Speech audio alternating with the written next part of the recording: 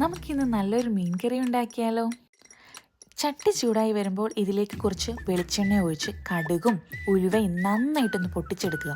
ഇതിലേക്ക് കുറച്ച് വെളുത്തുള്ളിയും ചതച്ച ഇഞ്ചിയും പച്ചമുളകും കുറച്ചധികം കുഞ്ഞുള്ളിയും ആവശ്യത്തിന് ഉപ്പും കുറച്ച് കട്ട് ചെയ്ത് തക്കാളിയും ചേർത്ത് നന്നായിട്ടൊന്ന് മൂപ്പിച്ചെടുക്കുക.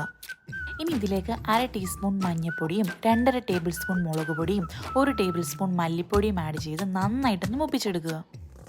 ഇതിലേക്ക് ചൂടുവെള്ളത്തിലിട്ട് വെച്ചിരുന്ന കുടമ്പുളിയും 1 കപ്പ് വെള്ളവും ആവശ്യത്തിന് ഉപ്പും കുറച്ച് കറിവേപ്പിലയും ഇട്ട് നന്നായിട്ടൊന്ന് തിളപ്പിച്ചെടുക്കുക.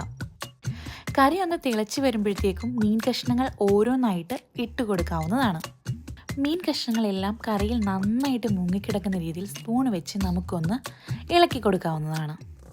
ലോ ഫ്ലെയിമിലിട്ട് കറി ഒന്ന് പറ്റിച്ചെടുത്തതിന് ശേഷം അതിലേക്ക് കുറച്ച് കുരുമുളക് പൊടിയും കറിവേപ്പിലയും പച്ച വെളിച്ചെണ്ണയും കൂടെ ഒഴിച്ചു കഴിഞ്ഞാൽ നമ്മുടെ മീൻ കറി ഇവിടെ റെഡിയായിരിക്കുന്നു.